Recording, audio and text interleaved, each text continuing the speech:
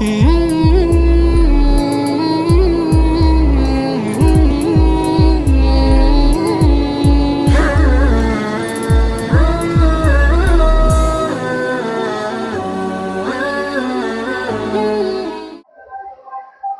لله كفى وسلام على عباده الذين اصطفى أما بعد فأعوذ بالله من الشيطان الرجيم بسم الله الرحمن الرحيم يا أيها الذين آمنوا أطيعوا الله وأطيعوا الرسول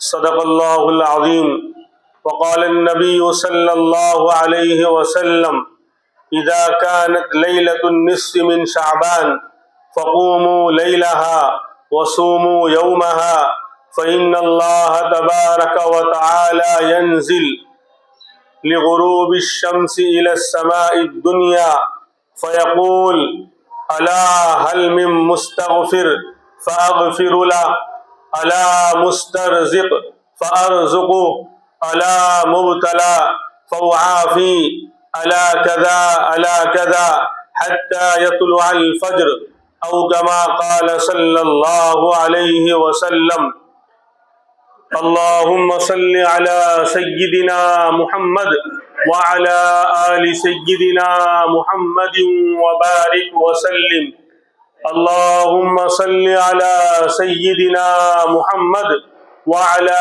آل سيدنا محمد وبارك وسلم اللهم صل على سيدنا محمد وعلى آل سيدنا محمد وبارك وسلم۔ شعبان کا مہینہ جو رمضان سے پہلے کا مہینہ ہوتا ہے اس کی آج 10 تاریخ ہو گئی، اور 4 دن کے بعد 5واں دن جب آئے گا تو وہ شعبان کی 15ویں تاریخ، جس کو شب برات کہا جاتا ہے۔ شب کے معنی رات کے آتے ہیں اور برات کے معنی نجات دینا، بری کرنا، یعنی شب برات کا ترجمہ یہ ہوا کہ نجات دلانے والی رات، گناہوں سے بری کرنے والی رات، کیونکہ اللہ تبارک و تعالی اس رات میں ہزاروں لاکھوں کروڑوں انسانوں کو ان کے گناہوں کو معاف کر کے جہنم سے ان کو نجات اور بری کرتے ہیں، اس لیے اس رات کا نام شب برات ہے۔ اب یہ رات کیا ہے، اس کی فضیلت کیا ہے، اس میں کرنا کیا ہے اور کیا نہیں کرنا؟ آج جو کرنا ہے وہ تو 10-20% ہو رہا ہے، اور جو نہیں کرنا ہے وہ 70-80% نہ کرنے والے کام ہو رہے ہیں۔ لے دے کے 1-2 راتیں عبادت کی آتی ہیں، اس کو بھی مسلمان ستیہ ناش کرتا ہے، راتوں کو جاگتا ہے لیکن عبادت جیسی کرنی چاہیے وہ نہیں کر پاتا۔ اس لیے میرے بھائیوں، ہم پوری رات قربانی دیں اور پھر الٹا برائے ثواب کے بجائے ثواب کے ہم کو گناہ ہو جائے، یہ تو بہت نقصان اور افسوس والی بات ہے۔ اس لیے ہمیں دیکھنا ہوگا کہ عبادت دین کس کا نام ہے، دین اسلام جو ہے، دین پر چلنا، اس کو فالو کرنا، یہ کس کا نام ہے؟ تو پہلی بات یہ یاد رکھیں، دین اتباع کرنے کا نام ہے، دین فالو کرنے کا نام ہے۔ یا میں نے آیت پڑھی تھی، یا ایھا الذین آمنوا اطیعوا اللہ واطیعوا الرسول، اے ایمان والو اللہ کی مانو اور رسول اللہ کی مانو، اپنی مت مانو، کسی اور کی مت مانو، بلکہ اللہ اس کے رسول کی بات ماننا ہے، اور جو اللہ رسول کی بات کا حکم دے اس کی بات ماننا ہے۔ تو دین اتباع کا نام ہے، دین اپنی من مانی اور اپنی خواہش کے مطابق عمل کرنے کا نام نہیں ہے۔ لہذا اس رات میں عبادت کرنا ہے، لیکن عبادت کے اندر بھی اللہ اس کے رسول کو فالو کرنا پڑے گا۔ میں چاہوں کہ میں اپنے اعتبار سے جو دل میں آئے اس طرح عبادت کروں، نہیں ہوگا۔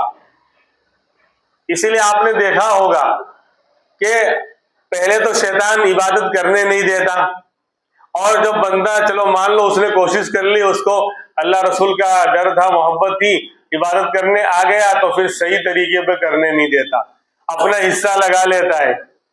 صحیح طریقے پر کرنے. آپ نے سنا ہوگا کہ اس رات شب برات میں، اس رات کے اندر بہت سی مسجدوں میں مخصوص طرح سے نمازیں پڑھائی جاتی ہیں، نفل کی جماعت ہوتی ہے.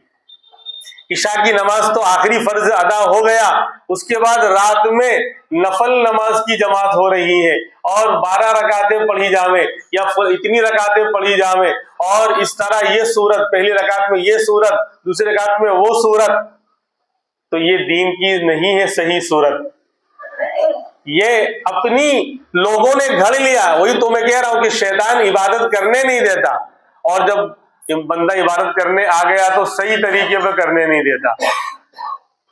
وہ غلط پٹی پڑھاتا ہے، اپنا حصہ اس میں لگا لیتا ہے کہ تیری عبادت کو میں اللہ کے لیے خالص اور پیور نہیں رہنے دوں گا. میں تجھے تو دیکھیں گے ہزاروں کا مجمع کہ جماعت کے ساتھ حضرت نماز پڑھا رہے ہیں. کہاں سے لائے؟ کون سی حدیث میں ہے؟ قرآن کی کون سی آیت سے ثابت ہے؟ اللہ کے رسول کا عمل، صحابہ اکرام کا عمل ان کو پتہ ہی نہیں ہے. نہ اللہ کے رسول کو پتا تھا، نہ صحابہ اکرام کو پتا تھا کہ شب برات میں اس طرح 12 رکعتیں پڑھی جائیں گی، اس طرح یہ نئی شریعت آ گئی. بولے مولانا مفتی صاحب آپ کو نہیں معلوم. عجیب امت کا حال ہے. ایک مسئلے میں جانا ہوا میراث کے، تو کہنے لگے آپ انصاف نہیں کرتے. تو میں نے کہا اب مجھے جو ہے آپ سے سیکھنا پڑے گا. اب میں اپنی سند لوہے نکال کر دیوبند والوں کو واپس کر دوں گا. بھائی تم لوگوں نے تمہاری لوجک، تمہاری عقل وہاں تک نہیں پہنچی جہاں تک ایک عورت، ایک مسلمان کی عقل پہنچ رہی ہے، لہذا تم اپنی سند واپس لے لو، سرٹیفکیٹ تم نے غلط انسان کو دے دیا. حق بولنا گناہ ہے آج کے زمانے میں، انصاف کی بات کرنا یہ جرم ہے آج کے زمانے میں. بے دینوں کے ماحول میں کہہ رہا ہوں. جو دیندار ہے وہ تو ماشاءاللہ قدر کرتے ہیں. تو بہرحال تو دین اتباع کرنے اور فالو کرنے کا نام ہے. میری نہیں چلے گی. مثال دیتا ہوں میں آپ کو. فجر کی کتنی نماز رکعت فرض ہے؟ 2. کوئی 3 پڑھنے لگ جائے تو کہ نہیں میں تو 3 پڑھوں گا. آج تو میں بہت زیادہ کیا کہتے ہیں ایکٹیو ہوں اور متحرک ہوں، اور بہت زیادہ میرے اندر جو ہے نیکی کرنے کا جذبہ ابال مار رہا ہے، تو میں 3 رکعت پڑھوں گا. دیکھو 3 رکعت پڑھ رہا ہے، کیا اس کی نماز فرض مانی جائے گی؟ گناہ ہوگا. حالانکہ اس نے تیسری رکعت میں شراب پیا، جوا کھیلا، کسی کو گالی دی. ارے سورت پڑھی ہے، سورہ فاتحہ پڑھی، سورت پڑھی، اللہ کا ذکر کیا، رکوع کیا، سجدہ کیا، لیکن پھر بھی کیا کہا جائے گا کہ تمہاری عبادت قبول نہیں. کیوں؟ کیا ریزن، کیا وجہ؟ کہ تم نے نبی کو فالو نہیں کیا. جیسا بتایا ہے امام الانبیاء نے پڑھ کر اور عمل کر کے کہ 2 رکعت آپ نے پڑھی ہے، اور پوری امت 2 رکعت ہی پڑھتی آئی ہے، لہذا 3 رکعت نہیں ہوگی. ٹھیک اسی طریقے سے اس رات کے اندر کوئی مخصوص عمل، کوئی مخصوص نماز ثابت نہیں کہ 12 رکعت پڑھنا ہے، کہ یوں پڑھنا ہے، کہ اس طرح کرنا ہے. کچھ بھی نہیں. اللہ جو توفیق دے وہ کرنا ہے. کچھ رکعتیں پڑھ لی جاویں، کچھ ذکر کر لیا جاوے، کچھ قرآن پاک کی تلاوت کر لی جائے، کچھ دعائیں مانگ لی جاوے. الگ الگ آئٹم کھائیں گے تو دل لگتا ہے. روزانہ بریانی ملے تو بھی 1 دن 2 دن پھر کہے گا دال چاول چاہیے. It is most beautiful. بولے دال چاول اب اچھا لگے گا، بریانی اچھی نہیں لگے گی. تو ایسے ہی ایک تو ہمارا ذوق نہیں، ہمارا شوق نہیں عبادتوں میں، پھر آپ نماز پڑھ رہا 2 رکعت 4 رکعت 6 رکعت میں ٹائم فش. اس لیے کہا گیا کہ بھائی عبادت کی رات ہے. پہلے تو یہ ذہن میں رکھ کے جاگنے کی رات نہیں ہے، عبادت کی رات ہے. اسی لیے انسان جیسا بولتا ہے وہی کرتا ہے. کہتے ہیں کیا ہے بھائی جاگنے کی رات ہے، صرف جاگتا ہے، عبادت تو بہت کم کرتا ہے. عبادت بہت کم کرتا ہے، صرف جاگتا ہی ہے.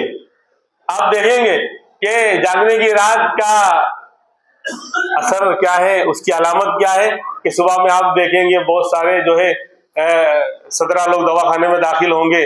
کسی کی رکشہ جو 3 دروازے میں ملے گی اور ڈیوائڈر ٹوٹا ہوا ہوگا، اور بہت سی دکانوں کا بورڈ جو ادھر ادھر گھسکا ہوا ہوگا. یہ کیا ہے؟ جاگنے کی رات تھی. اس لیے یہ سب کیا گیا ہے نوجوانوں کی طرف سے رات میں. کیوں؟ جاگنے کی رات تھی، عبادت کی رات تھوڑی تھی. 17.5 لوگ دواخانے میں داخل ہیں، ایک بچہ ہے اس لیے 18واں پورا اکھا نہیں ہے. تو یہ سب پھر اخبار میں آئے گا، آوی ہوئے چھے تمہاری جاگوانی رات. تو جاگنے کی رات عبادت کی رات ہے، جاگنے کی رات نہیں ہے. اس لیے یہ ذہن سے نکالے. کیوں؟ پوری رات جاگنا جائز ہے، سنت نہیں. پوری رات عبادت کرنا جائز ہے، سنت نہیں. دونوں باتیں. کیوں؟ سنت اس کو کہتے جو میرے نبی نے ہمیشہ کیا ہے. تو اللہ کے رسول کبھی ایسا نہیں ہوا پوری رات جاگے ہوں.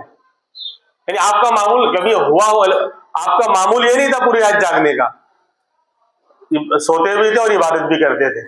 ایسے ہی آپ کا معمول یہ بھی نہیں رہا کہ پوری رات عبادت کی ہو، آرام بھی کیا ہے اور عبادت. اس لیے کیا ثابت ہوا؟ پوری رات جاگنا کسی کو اللہ نے دیا ہے طاقت اور قوت، پوری رات جاگے اور عبادت کرے، لیکن سنت نہیں ہے. تھوڑا آرام بھی کرنا ہے. اور پوری رات سونا بھی جائز ہے لیکن عبادت نہیں. دونوں باتیں ہیں.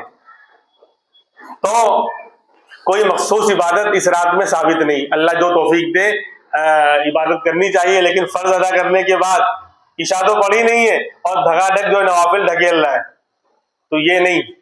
فرض ادا کرنے کے بعد، سارے فرائض ادا کرنے کے بعد اب جو ہے عبادت کی جاوے ان راتوں میں جو اللہ توفیق دے. 10 منٹ، آدھا گھنٹہ، 1 گھنٹہ، 2 گھنٹہ، 3 گھنٹہ، 4 گھنٹہ، جو اللہ توفیق دے عبادت کرنا ہے. کیوں؟ اور دوسری بات یہ تو ہو گیا، یعنی یہ تو کلیئر ہو گیا کہ کوئی خاص طریقے سے عبادت کرنا ثابت نہیں. 2 4 6 رکعت 8 رکعت پڑھ لی، پھر تلاوت کر لی، کچھ ذکر کر لیا، درود شریف، استغفار، اور پھر دعا مانگ لی اپنے لیے، گھر والوں کے لیے، مرحومین کے لیے.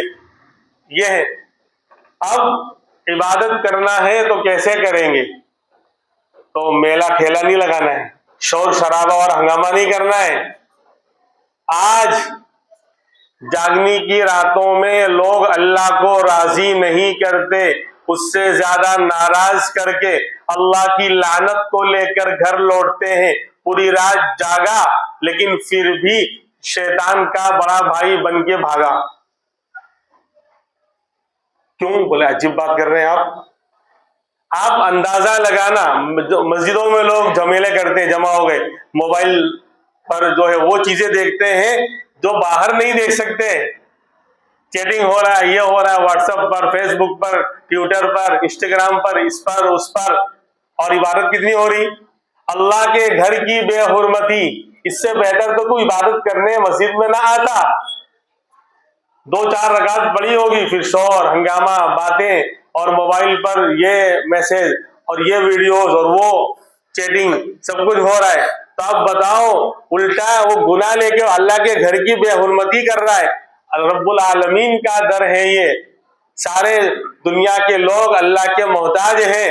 یہ غنی بے نیاز اللہ الصمد کا دربار ہے، جس کے سامنے بادشاہ بھی فقیر، فقیر بھی فقیر، اور سارے دنیا کے بادشاہ بھی فقیر ہیں. اس کے در پر آ کر اس کے گھر کی بے حرمتی کر رہا ہے. میں سچ کہتا ہوں، ہمارے سامنے چائے والا آ کے کھڑے ہو جائے نا، جس کو ہم 112 گالی ایک سانس میں دیتے ہیں، لیکن اس کی بھی رسپیکٹ کریں گے. اگر وہ سامنے آ جائے تو عزت سے کھڑے ہوں گے سامنے اور کہیں گے بھائی ہمارا پی ایم ہے. لیکن اللہ کی رسپیکٹ نہیں ہے، اللہ کی عزت نہیں ہے. اس کے گھر میں آ کر ہنگامہ، شور شرابہ. بولے جاگنے کی رات ہے، یعنی الٹا گناہ لے کے جا رہے ہیں، اللہ کی لعنت لے. اس لیے میرے بھائیوں، عبادت تنہائی میں دیکھو 2 طرح کی عبادتیں. میں ہر مسئلہ، ہر ڈاؤٹ کلیئر کروں گا. کوئی الٹی سیدھی باتیں یا بے صفائی کی باتیں یا اڑتی پڑتی باتیں نہیں ہوں گی. قرآن و حدیث کی روشنی میں بات ہوگی، اور آن لائن ریکارڈ ہو رہی ہے. سنیے، سنائیے اور بتائیے حقیقت کیا ہے. دیکھو 2 طرح کی عبادتیں ہیں. ایک تو فرض نمازیں ہیں، فرض عبادتیں ہیں، اور دوسری نفل نمازیں اور نفل عبادتیں ہیں. دیکھو فرض جو عبادتیں ہیں اس کے اندر ڈسپلین، اس کے رولز اور قانون ہیں، اس کو فالو کرنا پڑے گا. ڈسپلین اور جو ہے ایک شاندار ماحول بنانا پڑے گا. لیکن نفل کے لیے، اس کو میں دوسرے لفظوں میں بولوں کہ ایک سرکاری ملاقات ہے، ایک پرائیویٹ ملاقات ہے. بادشاہ کی ایک سرکاری ملاقات ہے اور ایک پرائیویٹ ملاقات ہے. سرکاری ملاقات میں جو اس کا ٹائم ہے، کوئی بادشاہ ہے، کوئی پی ایم ہے، کوئی سی ایم ہے، تو اس کے آفس کا جو ٹائم ہے، جو رول ہے، اس کو فالو کرنا پڑے گا. کہ بھئی صبح 10 سے شام کو 4 بجے تک ملتے ہیں، تو اس میں آپ کو جانا پڑے گا. اور کہ وہاں اس طرح جائیں گے، یہ کپڑے پہن کر جائیں گے تو اس طرح جانا پڑے گا. جیسے اسکول کا رول ہے کہ یونیفارم ہونا چاہیے تو اس طرح جائیں گے, اور باقاعدہ انوائٹیشن کارڈ ہے آپ کا تو جا سکتے ہیں. یعنی بہت سارے رول کو فالو کرنا پڑے گا, چیکنگ ہوگی, سب کچھ ہوگا. تو کیوں یہ سرکاری ملاقات ہے, سرکاری ملاقات میں بہت سارے رول کو فالو کرنا پڑے گا, بہت سارے قانون کا خیال رکھنا پڑے گا. تو فرض نمازیں یہ سرکاری ملاقات ہے اللہ کی, اسی لیے مسجد میں آئیں گے تو پورا لباس کے ساتھ آئیں گے. یعنی خالی صرف لنگی پہن کر اوپر کچھ بھی نہیں پہنا ہے یا صرف جانگیا پہن کر کوئی مسجد میں آئے گا, نماز نہیں ہوگی. پورا صدر کھلا ہوا ہے. تو فرض نمازوں کے لیے ڈسپلن اور خالی صدر چھپانے کا مسئلہ نہیں, شاندار لباس پہن کر آنا پڑے گا. بلکہ وہ لباس پہن کر آنا پڑے گا جس کو پہن کر آپ فنکشنوں میں, شادی بیاہ کی تقریب میں جاتے ہیں. لہذا جو لوگ لنگی پہن کر شادی بیاہ کی تقریب میں جا سکتے ہیں وہ فرض نماز لنگی پہن کر آنا ان کے لیے جائز, اور جو لوگ لنگی پہن کر کسی فنکشن اور شادی بیاہ میں نہیں جا سکتے, مسئلہ سن لیں, وہ فرض نماز کے لیے مسجد میں آئیں گے, مکروہ ہوگا, نماز مکروہ ہوگی, پورا ثواب نہیں ملے گا. تو پتہ چلا کہ فرض نمازیں سرکاری ملاقات ہیں, اور سرکاری ملاقات میں سارے قانون اور رول کو کیا کرنا پڑتا ہے, فالو کرنا پڑتا ہے, اتباع کرنا پڑتا ہے. لیکن آپ نے ایم ایل اے صاحب سے, پی ایم صاحب سے پرائیویٹ ٹائم لے لیا, انہوں نے کہا کہ رات کو 9 بجے میرے گھر آ جاؤ. اب وہاں کوئی رول کو فالو نہیں کرنا پڑا ہے, خالی آپ یہ بتا دیں گے کہ بھائی میں نے ٹائم لیا, وہ بولے گا جاؤ. خالی وہ کلیئر کرے گا کہ ہاں آپ کو ٹائم دیا ہے, پی ایم صاحب نے, سی ایم صاحب نے, ایم ایل اے صاحب نے, ایم پی صاحب نے, بولے ہاں بس اب آپ کوئی بھی لباس میں جاویں. نفل نمازیں یہ پرائیویٹ ملاقات ہے, پرائیویٹ ملاقات میں سارے قانون لاگو نہیں ہوتے. تو ایسے ہی جاگنے کی راتوں میں جو عبادت ہوگی وہ فرض تو ہے نہیں, مطلب پرائیویٹ ملاقات ہے, تو وہاں تنہائی اللہ کو پسند ہے. نفل نمازیں ہوں گی, نفل عبادتیں ہوں گی. فرض نمازوں میں جماعت ہے, مسجد ہے کہ مسجد میں آئیں گے, جماعت کے ساتھ پڑھیں گے, مسجد کا ثواب الگ ملے گا, جماعت کا ثواب الگ ملے گا. لیکن نفل عبادتوں میں نہ مسجد شرط ہے نہ جماعت کا ہونا شرط ہے, اس لیے بلکہ تنہائی اللہ کو پسند ہے. نفل کہ میں ہوں, میرا بندہ ہو, تیسرا کوئی نہ ہو. اور ہم کیا کرتے ہیں جاگنے کی عبادت کی راتوں میں, نفل عبادت کرنے کے لیے آ رہے ہیں اور میلے ٹھیلے کے ساتھ, شور شرابے کے ساتھ, بھیڑ بھاڑ کے ساتھ, ہنگامے کے ساتھ. تو یہ رول کے خلاف ہوا, اصول کے خلاف ہوا, یا اس کے موافق ہوا؟ تنہائی میں عبادت کی جائے گی.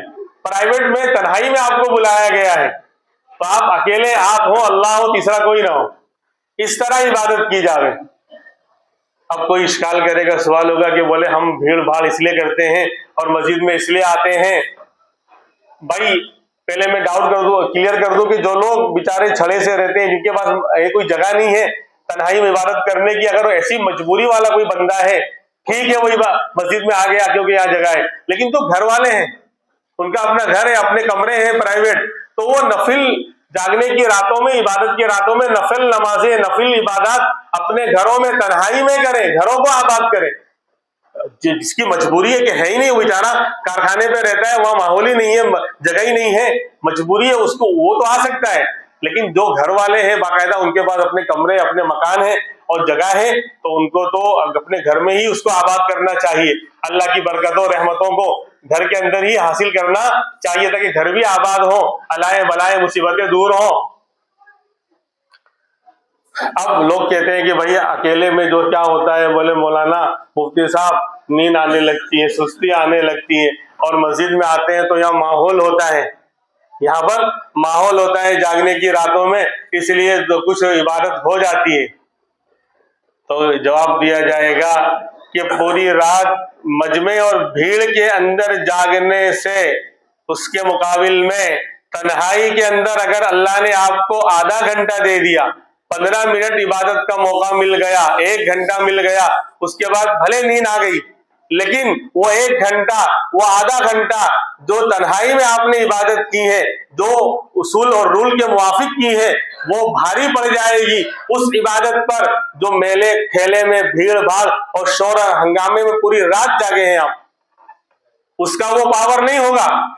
اکیلے میں جو آپ نے تنہائی میں عبادت کی, چلو آدھا گھنٹہ مل گیا, 1 گھنٹہ ہی جاگ پایا, نیند آ گئی, لیکن وہ زیادہ پاورفل اور زیادہ اللہ کے یہاں قابل قبول ہوگی. کیوں؟ اللہ کے یہاں گھنٹے اور منٹ نہیں گنے جاتے. Quantity not needed, quality needed. سمجھ رہے کچھ؟ کوالٹی چاہیے, کوانٹیٹی نہیں چاہیے. اور یہ یعنی کیا ہائی کوالٹی. آج انسان کے اندر ہی یہ مزاج ہے ہمارا, انسان کی فطرت ہے یہ کہ وہ چیزوں کو اچھی چاہتے ہیں. زیادہ تو بعد میں, لیکن بولے چائے ہو لیکن تھوڑی سی ہو, کوالٹی والی ہو. کپڑا بولے اچھا ہو, چپل اور جوتے بولے کمپنی کے اچھے ہونے چاہیے. اور تو ہر چیز میں انسان کوالٹی کو چاہتا ہے. تو اللہ رب العزت بھی کوالٹی کو چاہتے ہیں. لِيَبْلُوَكُمْ أَيُّكُمْ أَحْسَنُ عَمَلًا. قرآن کہہ رہا ہے کہ اللہ تم کو آزماتے ہیں کہ تم میں کون اچھا عمل کر کے آتا ہے. زیادہ کر کے آتا ہے نہیں, کوانٹیٹی نہیں, تعداد اور گنتی نہیں, بلکہ کوالٹی اور صفت اور شاندار والی عبادت چاہیے اللہ کو. جسے ہم چاہے تھوڑی سی ہو لیکن کیا بولتے ہیں, اچھی ہو. تو ایسے ہی اللہ بھی چاہتے ہیں کہ ایکم احسن عملا, تم میں کون اچھی عبادت کر کے آتا ہے, یعنی کہ اکثر زیادہ عبادت کر کے آتا ہے. تو اگر تنہائی کے اندر آدھا گھنٹہ ہم کو اپنے گھر میں مل گیا, میں ہوں, میرا رب ہے, تیسرا کوئی نہیں ہے, وہ اس عبادت سے بھاری ہوگا جو پوری رات جاگ کر مجمع میں بھیڑ میں ہم نے عبادت کی ہے, شور شرابے میں عبادت کی ہے اس کے مقابل میں. اور اس کا فائدہ یہ ہوگا ہمارا گھر بھی آباد ہوگا اللہ کی عبادت سے. وہاں بھی علائیں بلائیں, بہت سے گھر در و دیوار ترس رہے ہیں اللہ کے ذکر کو, اللہ کی بڑائی کو. ہاں, مسجدوں میں لوگ جمعہ آ گئے, بولے تو کیسے نماز پڑھتا ہے؟ بولے میں فجر پڑھتا ہوں, پھر ظہر پڑھتا ہوں, پھر عصر پڑھتا ہوں, پھر مغرب پڑھتا ہوں, پھر عشاء پڑھتا ہوں. بولے اتنا ٹائم لگاتا ہے؟ بولے جمعہ کتنی فٹافٹ بول گیا. تو اللہ, یہ تو ایک لطیفہ ہو گیا. اللہ کے یہاں جو ہے وقت نہیں دیکھا جاتا, تعداد و گنتی نہیں, گھنٹے نہیں گنے جاتے, بلکہ کوالٹی دیکھی جاتی ہے کہ 15 منٹ آپ گھروں میں عبادت کریں گے تو وہاں پر بھی برکتیں آئیں گی, رحمتیں آئیں گی. اور آپ کی عبادت اللہ کے رسول کے مطابق. دیکھو اللہ کے رسول کا گھر میں اب اس سے بڑی تو کوئی دلیل ہو ہی نہیں سکتی. اب جو میں کہنے جا رہا ہوں, امام الانبیاء سے بڑھ کر کوئی ہے؟ اللہ کے رسول سے بڑھ کر کوئی ہے؟ ارے بولو تو صحیح. اور مسجد نبوی اللہ سب کو پہنچائے, مدینے کی زیارت اللہ سب کو کروائے. تمنا ہے تو مدینے کی. آپ کا حجرہ, آپ کا کمرہ مسجد نبوی سے ملا ہوا ہوتا تھا, اور آپ کی ہر رات شب قدر شب برات ہوتی تھی. آپ تو ہر رات عبادت کرتے تھے میرے آقا, لیکن کبھی مسجد میں عبادت کرنے نہیں آتے تھے. سمجھ رہے ہیں؟ حجرہ بالکل مسجد سے ملا ہوا ہے. یہ دیوار, یہ قبلے کی دیوار, اور یہیں پر حجرے سب بنے ہوئے تھے لائن سے. اسی حجرے میں, کمرے میں, اپنے گھر میں آپ آرام کر رہے ہیں, رہ رہے ہیں, اور وہیں پر عبادت, راتوں میں تہجد پڑھ رہے ہیں. خالی ایک قدم بڑھا کر مسجد میں آ سکتے ہیں. کتنا؟ ایک قدم بڑھائے مسجد میں آ گئے. لیکن مسجد میں نہیں پڑھتے تھے آپ, عبادت تنہائی میں. اب بولو اس سے بڑی دلیل کو کیا چاہیے آپ کو؟ میرے نبی کی ہر رات شب قدر تھی, ہر رات شب برات تھی, کیونکہ ہر رات آپ عبادت کرتے تھے اور اپنے حجرے میں کرتے تھے. کبھی مسجد میں آئے ہیں تو رمضان میں کسی اعتکاف کی وجہ سے آپ نے مسجد میں اعتکاف کیا ہے تو وہاں عبادت کی ہے, ورنہ اعتکاف کے علاوہ یا کسی مجبوری کے علاوہ کبھی بھی آپ نے مسجد میں آ کر راتوں کو جاگے عبادت نہیں کی ہے, اپنے حجرے میں کی ہے آپ نے.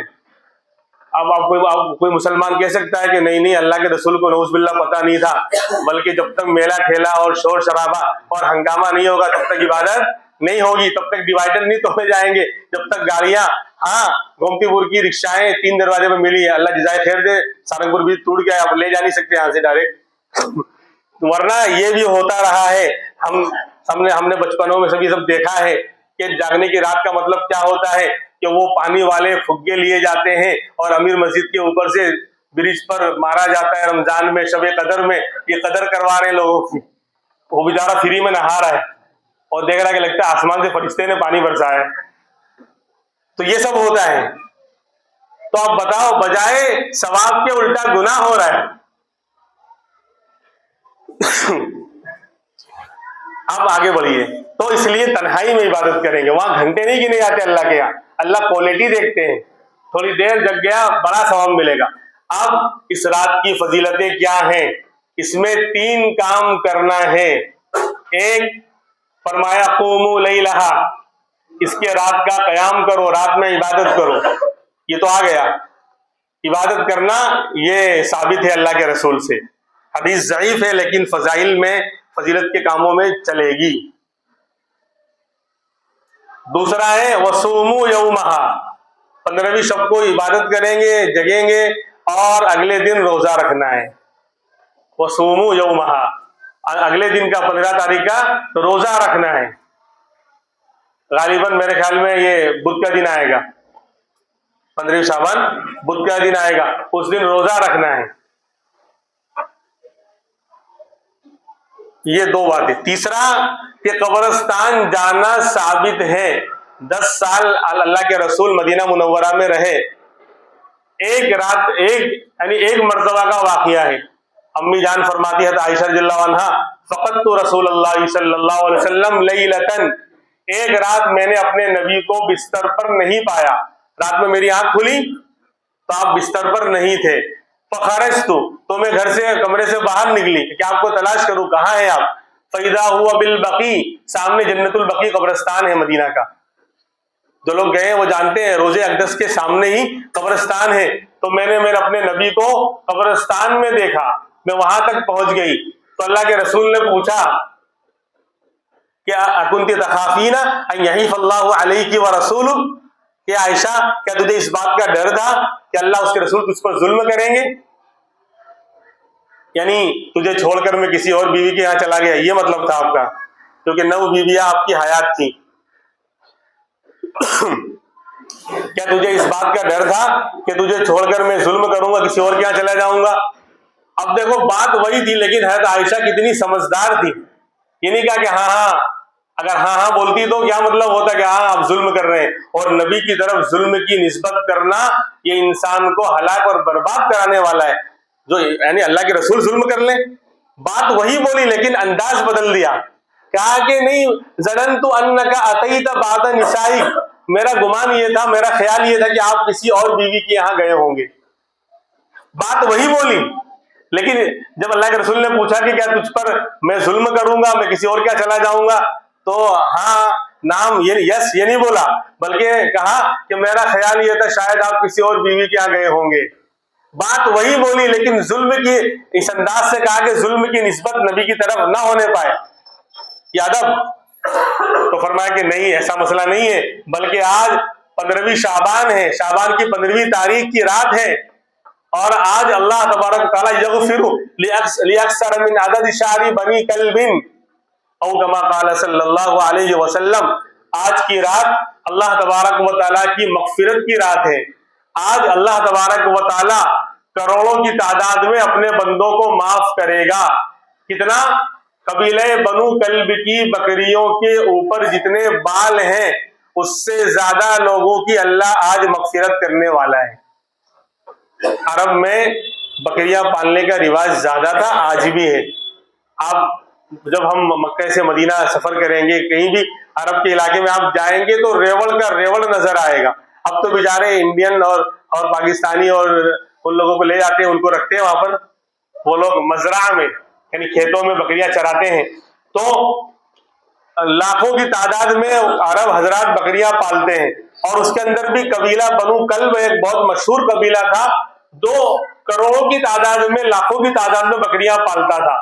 تو آپ نے اسی کی مثال دی کہ قبیلہ بنو کلب کی بکریوں کے سر پر, بدن پر جتنے بال ہیں اس سے زیادہ لوگوں کی اللہ آج مغفرت کرنے والا ہے. تو میں نہیں چاہا کہ میں دعا کروں تاکہ اللہ مغفرت کر دے گے. تو پتا چلا کہ قبرستان جانا ثابت, لیکن لازم اور ضروری نہیں. ایک مرتبہ آپ تشریف لے گئے تو اس رات میں قبرستان جانا بھی ثابت ہے, لیکن اس طرح قبرستان کو سجانا اور لائٹنگ کرنا, اور وہ لوگ قبروں کے اوپر چراغ جلاتے ہیں. ابے جب زندگی میں اس نے عمل نہیں کیا, اندر اگر عمل کا چراغ نہیں جل رہا ہے تو اوپر بڑا بڑا فوکس لگا دے گا تو بھی کچھ نہیں ہونے کا. قبر پرستی یہ بت پرستی کی طرح ہے. تو قبرستانوں کو ڈیکوریشن کرنا یہ ثابت نہیں، لائٹنگ خواہ مخواہ کے لیے. ہاں قبرستان لوگ جا رہے ہیں، راستے میں اندھیرا نہ رہے اس لیے ایک دو لائٹ لگا دی گئی، وہ تو لگی ہوئی ہے، لیکن ایکسٹرا پورا سجانا اور اس پر خرچ کرنا، یعنی رسم و رواج میں خرافات میں تو امت کے پاس پیسہ بہت ہے لیکن دین کے لیے نہیں ہے، صحیح جگہ لگانے کے لیے نہیں ہے. خرافاتوں میں کروا لو، غیروں کے تہواروں پر کروا لو، پتنگ بازی پر کروڑوں روپے یہ احمد آباد کا مسلمان خرچ کرتا ہے اور پھر روتا ہے ہمارے پاس بہترین کالج نہیں ہے، ہمارے پاس بہترین دواخانہ ہاسپٹل نہیں ہے، ہمارے پاس بہترین انسٹیٹیوٹ آف ایجوکیشن نہیں ہے. یعنی دنیا بھر کی یعنی شکایتیں. شادیاں تو کر رہا ہے بادشاہوں کی طرح، کوئی فقیر نظر ہی نہیں آتا. پورے سال زندگی میں تو سب فقیر ہی نظر آتے ہیں، لیکن جب شادی آتی تو ایسا لگتا ہے کہ بڑے بڑے شاہوں سے زیادہ مالدار ہیں لوگ. یعنی زندگی بھر کماؤ اور پھر شادی آوے تو خرافات میں گواؤ. یہ ہے ہماری زندگی کا مقصد. صبح ہوتی ہے شام ہوتی ہے، زندگی بس دو روٹی دو بوٹی کے چکر میں تمام ہوتی ہے. آج یعنی مقصد یہی بن گیا. اب مال سے انسان آخرت کو خرید سکتا ہے، جنت خرید سکتا ہے، غریبوں کی مدد کر سکتا ہے، لیکن نہیں، میرا مقصد بس زندگی بھر کمانا ہے اور شادی بیاہ آئے تو اس میں سارا گنوانا ہے. بس یہ کمانے کا مقصد. بس بیٹے کی شادی ہوگی لوگ دیکھیں گے، ہمیں کیا دیکھیں گے؟ کچھ بھی نہیں دیکھیں گے. ہاتھ دھو کر نکل گئے، بولتے نا میاں بھائی کس کے، کھائے پیے کس کے، ختم. کون آیا تھا اور کیا کھلایا تھا؟ ارے کھلایا تھا تو بھی کیا اکھاڑ لیا، کیا ہوا؟ میں تو بار بار اس میں بولتے رہتا ہوں، اللہ رسول کے علاوہ کسی کو آپ خوش نہیں کر سکتے. جو ناراض ہونا چاہے، کیڑے نکالنا چاہے، آپ کی عزت اچھالنا چاہے، وہ اچھال کر ہی رہے گا، آپ کچھ بھی کر لیں. خیر، تو یہ تین کام ثابت ہیں: عبادت کرنا رات میں، صبح روزہ رکھنا، اور تیسرا ہے قبرستان جانا اگر جانا ہے تو، لیکن خرافات کرنے نہیں. یہ تین باتیں ثابت ہیں، باقی اس کے علاوہ خرافات ہیں. اب کیا ہوتا ہے؟ شب برات کا حلوہ جب تک نہیں آئے گا نہیں ہوگا اس کا جلوہ، اسی لیے تو آتا ہے بلوا، مصیبت. خرافاتوں میں مصیبت ہے، سنت میں مصیبت نہیں ہے. اب شب برات کا حلوہ پتہ نہیں کہاں سے جلوہ کر رہا ہے، یہ کیا ہے؟ سن لیں. بولے پوچھا گیا، کسی کو بھی پوچھنا کہ شب برات کا سکرات کا حلوہ کیا ہوتا ہے، تو بولے بس ہوتا ہے، ہمارے دادا لکڑ دادا سے چلا آ رہا ہے، سکڑ دادا سے چلا آ رہا ہے تو ہم بھی کر رہے ہیں. کوئی دلیل نہیں، کوئی پروف نہیں، کوئی قرآن و حدیث سے ثبوت نہیں. لے دے کے کوئی آسمان سے ٹپکا تو جھاڑ پہ اٹکا، کیا بیان کر رہا ہے کہ بولے اس آپ کو معلوم ہے؟ بولے نہیں، ہم کو نہیں معلوم. بھائی بتاؤ. بولے وہ اللہ کے رسول کے دانت مبارک شہید ہو گئے تھے. سننا لوجک، یعنی قرآن و حدیث نہیں ہے. اور ایسے علماء بھی بازار میں ملتے ہیں جو عقلی گھوڑے دوڑاتے ہیں، نہ قرآن نہ کرتے ہیں بات حدیث و قرآن کی، کرتے ہیں بات ایران کی توران کی، نہیں کرتے بات حدیث و قرآن کی. بیچاری امت کو راستہ بتانا چاہیے، حق راستہ دکھانا چاہیے. ایک طرف تو سنی ہونے کا ہم دعویٰ کرتے ہیں تو سنت بتانی چاہیے، قرآن و حدیث کی باتیں بتانی چاہیے، نبی کا عمل بتانا چاہیے، صحابہ کا عمل بتانا چاہیے، تاکہ ہمارے یہ بیچارے مسلمان جان مال وقت خرچ کریں تو صحیح جگہ لگائیں، اللہ ان سے راضی ہو، زندگیاں بدلیں. لیکن خرافاتوں میں تو پوچھا گیا کہ کیوں؟ بولے ایک مرتبہ جنگ میں غزوہ احد ہوا تھا، اس میں اللہ کے رسول کے دانت مبارک شہید ہو گئے تھے. وہ بالکل ہوئے تھے. پھر تو بولے آپ کو کھانا کھایا نہیں جا رہا تھا تو آپ کو جو حلوہ بنا کر آپ نے جو حلوہ نوش فرمایا تھا تو اس لیے ہم شبرات کا حلوہ بناتے ہیں. اب بیچارہ عام مسلمان کیا ہوگا؟ اس کو علم نہیں ہے تو بولے گا بہت اچھی بات حضرت، بہت شاندار بات آپ نے کہہ دی. لیکن جو اونٹ پہاڑ کے نیچے آتا ہے تو پتہ چلتا ہے کہ مجھ سے اونچا بھی پہاڑ ہے. یہ غزوہ احد جو اسلام کی دوسری جنگ ہوئی تھی، وہ پہاڑ بھی ہم نے دیکھا ہے، بہت قریب سے دیکھا ہے. یعنی قلندر آنچے گویت دیدہ وہ گویت، قرآن و حدیث کا علم بھی الحمدللہ رکھتے ہیں اور ان پیلیس کو جا کر بہت قریب سے دیکھا ہے. اس احد پہاڑ کو 10 کلومیٹر لمبا وہ پہاڑ، کہاں کہاں کیا ہوا تھا الحمدللہ اکثر باتیں نگاہوں میں ہیں. تو یہ بندہ دیکھ کر آپ سے ساری باتیں عرض کر رہا ہے. اللہ ایسی جگہ پر پہنچاتا ہے، جیسی تڑپ ہوگی ویسے اللہ جو ہے پہنچاتا ہے. یعنی پھر بھی ہم گستاخ ہیں، سنی تو ہے نہیں، پھر بھی ہم گستاخ ہیں، تو ایسی گستاخی پسند ہے کہ جو مدینہ بار بار لے جاوے. خیر، تو میں کہتا ہوں غزوہ احد وہ شوال کے مہینے میں ہوا تھا. غزوہ احد عید کا مہینہ آئے گا نا، رمضان کے بعد والا، اس میں ہوا تھا. اس وقت آپ کے دانت مبارک شہید ہوئے تھے. تو شعبان سے کیا لینا دینا؟ ہوگی غلط بات؟ شعبان سے کیا لینا دینا؟ اور دوسری بات کہ نبی نے تو اگر مان لو کہ شعبان کے مہینے میں ہی آپ کے دانت مبارک شہید ہوئے تھے اور آپ نے حلوہ کھایا تھا، تو کیسا ہوگا؟ لیکوڈ ہوگا نا، گیلا ہوگا. اور کیسا بناتے؟ کڑک کڑک، اس پہ کھڑے ہو جاؤ تو بھی نہ ٹوٹے، ہتھوڑا لے کے توڑنا پڑے تو بھی نہیں ٹوٹتا ہے، کہ ٹوٹ جائے تو پہلوان ہار جائے. کیا لگا رکھا ہے امت کو؟ اب تو نکلو، ایجوکیشن کا دور آ گیا، دنیا ترقی کرتے کہاں کہاں پہنچنے کا لوگ دعویٰ کر رہے ہیں. اب تو جہالت کی بھول سے نکلو، سنت اور قرآن و حدیث کی روشنی میں اب تو آؤ. اتنا صاف صاف آئینہ دکھایا جا رہا ہے، لیکن آئینے میں چہرہ صاف نظر نہیں آتا، تو کہتے ہیں آئینے کے اوپر داغ تھا. ابے آئینے پہ داغ نہیں تھا، تیرے چہرے پہ داغ ہے جبھی آئینے میں نظر آ رہا ہے. تو آئینہ دکھایا جا رہا ہے. میرے بھائیوں، یہ 3 چیزیں ثابت ہیں. پھر میں دوہرا رہا ہوں، عمل کرنا ہے تو راتوں کو عبادت کریں، جو اللہ توفیق دے اگلے دن کا روزہ رکھیں اور قبرستان جا کر ایصال ثواب کریں. اللہ تبارک و تعالی عمل کی توفیق عطا فرمائے. وآخر دعوانا ان الحمد للہ رب العالمین.